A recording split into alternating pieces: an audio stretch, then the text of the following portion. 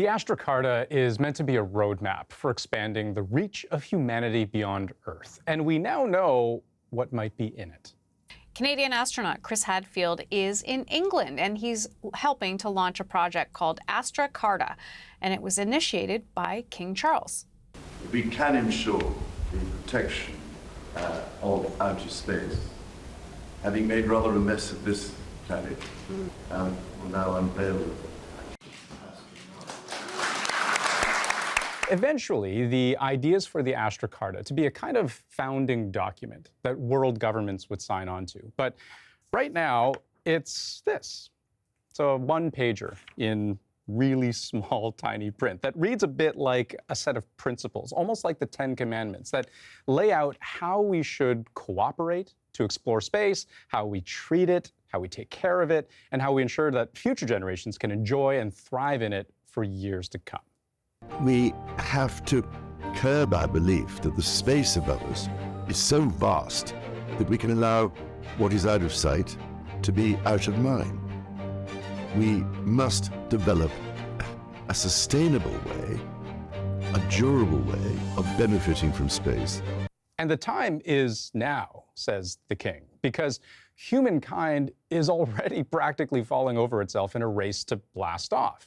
You know, you got companies like SpaceX, Blue Origin, Virgin Galactic, who are already making commercial flights. And there are also companies that have been around for years dedicated to building and launching satellites, hauling cargo, exploration, mining, even plans for an outer space luxury hotel.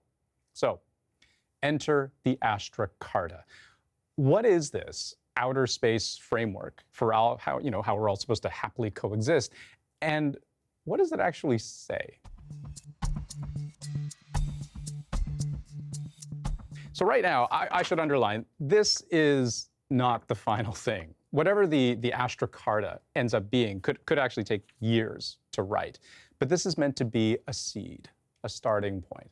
You know, I mentioned the 10 Commandments. This is more like 11. And these are things that would theoretically apply to everyone, from world leaders to corporations to private citizens. One central idea is that space is for everyone, not just the rich and powerful. So reducing barriers to access is a key principle.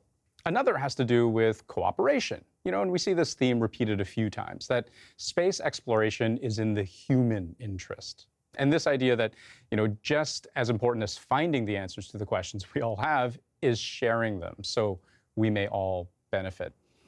The point this document underlines over and over again is that we as humankind need to be diligent stewards of the universe, minimize our footprint, which, you know, is not something that humanity has been all that great at on planet Earth.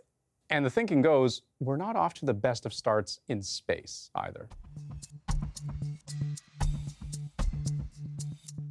Certainly one of the more immediate issues, something like the Astra Carta would set out to solve, is what to do with the tons and tons of debris floating around in Earth's orbit. Like, who's responsible for cleaning it up? Right now, there are about 7,000 satellites orbiting Earth, used for everything from forecasting the weather to GPS tracking to broadcasting. And not all of them even work. Like, some of them are dead and just get left behind after a mission. And that's dangerous. With more and more traffic, you know, up and down, the risk of an accident, a collision, increases. And if you do hit something, there's no tow truck in space. That debris breaks into even smaller pieces, and those pieces can cause accidents too. You know, there was an escalation 2 years ago when Russia deliberately destroyed one of its own satellites. But that sent debris hurtling towards the International Space Station. This was Russia's first to hit a target, leading to worries this strike could fuel an escalation of space hostility. Russia's dangerous and irresponsible behavior jeopardizes the long-term sustainability of our outer space. There is no law that says you have to clean up after yourself in space, and that's criminal almost, right? Because you can just do what Russia did. It was perfectly legal. I'm going to blow up my own satellite. I'm going to create a debris field that puts people at risk, that puts other very expensive satellites at risk, and there's nothing anybody can do about it unless it actually hits someone. But space junk is just the beginning. What about actual crime? Like, what happens if someone shoots another person in space? Alpha, we need backup ASAP. We're being ambushed. Give me a weapon. If you're on the moon and you kill somebody, I don't think there's going to be moon police to come and hunt you down and throw you in the brig. Maybe not, but that's the point, right? Without a clear guiding framework for how exactly we Earthlings govern ourselves in space, how exactly do you resolve a dispute where both sides may claim they did nothing wrong?